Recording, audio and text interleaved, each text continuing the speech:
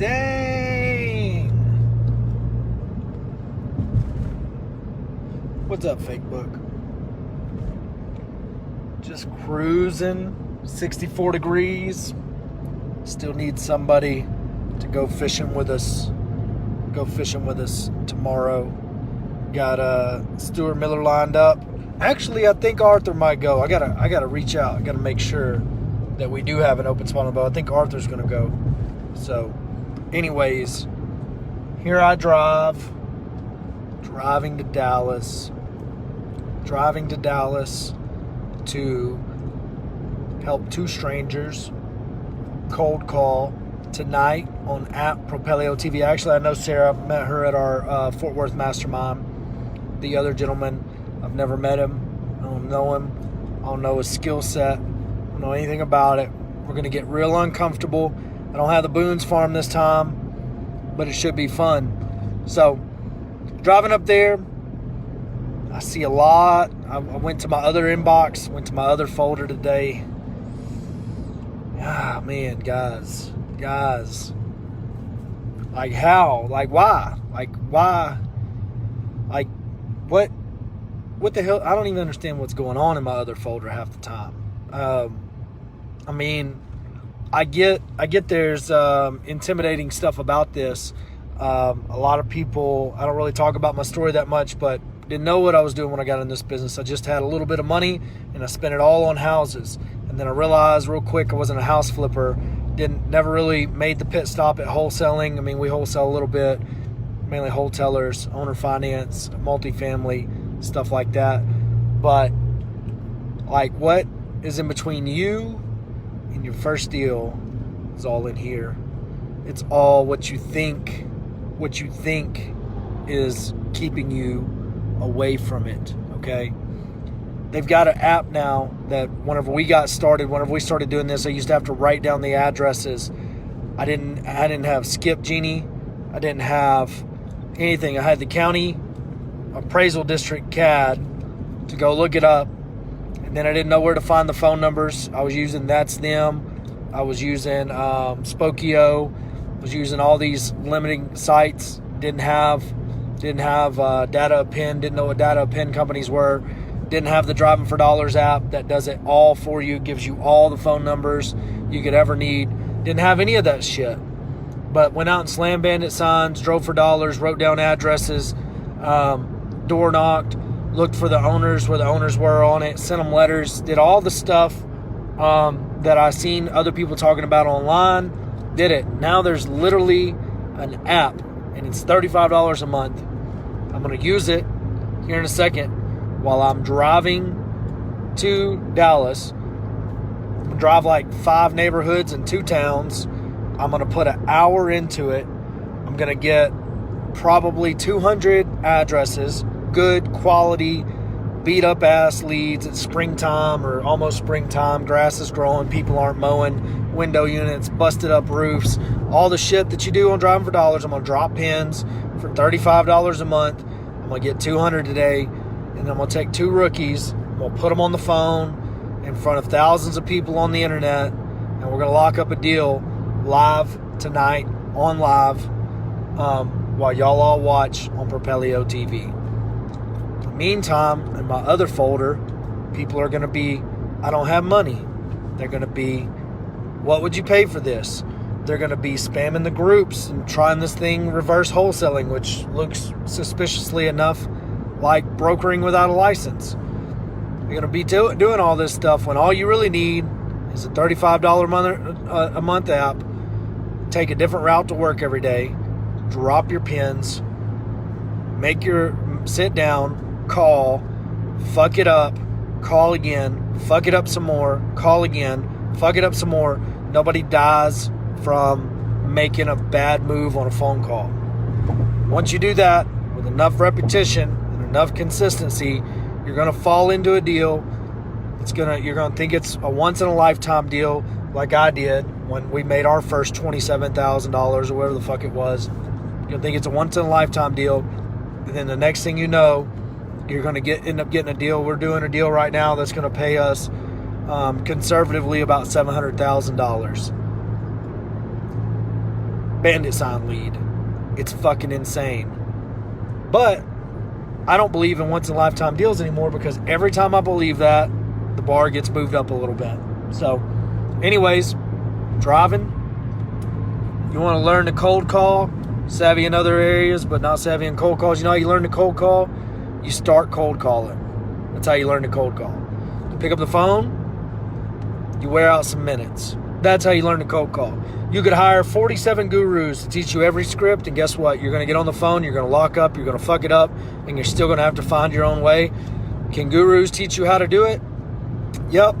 But you can listen to them, you can watch them online, you can figure it out on your own, and at the end of the day, you're still going to have to get on the phone. You're still going to have to fail a lot to get it done. And that's just the facts. That's just what the fuck's going to happen. Like, you're going to have to get on the phone. You're going to have to get uncomfortable. Now, I don't spend a lot of time cold calling anymore. We hired a company to do that for us. Honestly and truly and honestly, I mean, bandit signs are still our number one lead source. We've built a dollar so we can hold cold calling companies accountable and all that sort of stuff. So we'll start using it a little more. But between the Driving for Dollars app and bandit signs, we don't need any other source of marketing.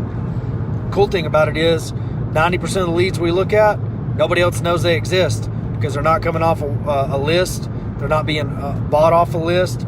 They're desperate enough to call off a sign on the side of the road. This is why it's the cream of the crop.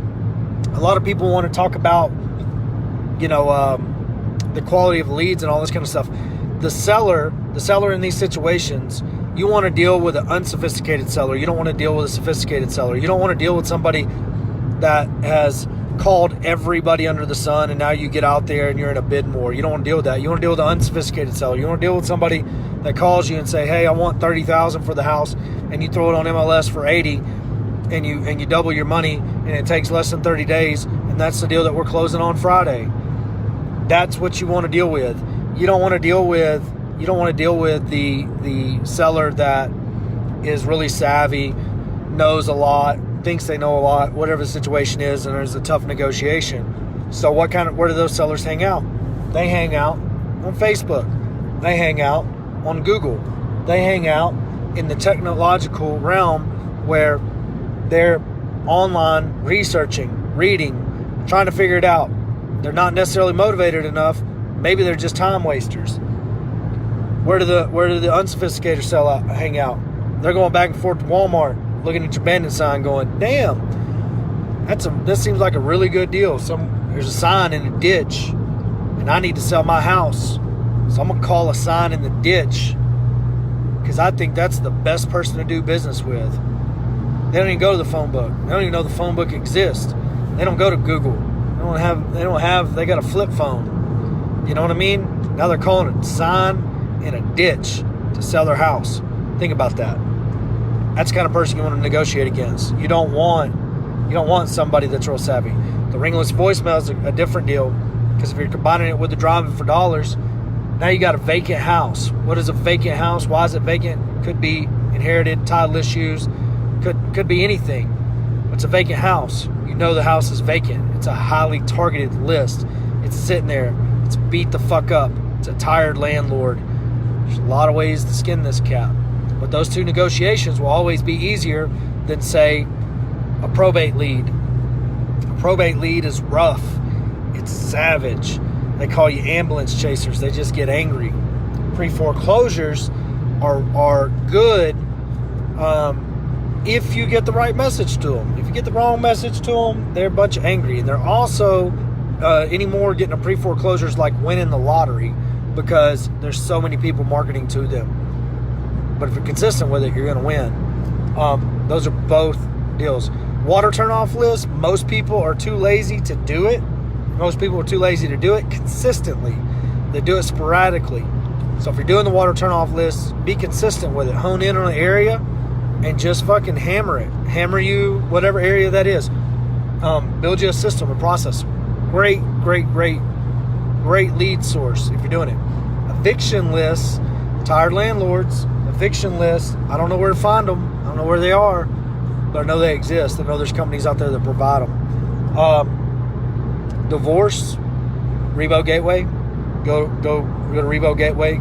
Get you some divorce lists. Oh man, you like a good death threat? Get you a divorce list. You want to question your sanity? Get you a divorce list. Want to bang a recently single divorcee? Get you a divorce list. All sorts of things work. So I'm driving. I'm almost to the town where I'm about to start dropping pins. Matter of fact, I see a road. I'm about to smoke it right fucking now because I see a lot of owner finance gold on it. So I'm getting off of here. I'm about to drop some pins, test the old new Driving for Dollars, new and improved updated 74 phone number app out. I appreciate y'all's time. I appreciate y'all's support. And if y'all tune in tonight on Propelio at 6 p.m., we're going to hammer this list that I'm about to pull right now on my way up here. So I'll see y'all in a second. Look at this. Look at this. Number one on the list right here. What in the holy shit are they doing? Looks like a little bit of foundation work. Sweet baby Jesus. Got trash in the yard. Hood rat kids running around. Gold. About to get her right now.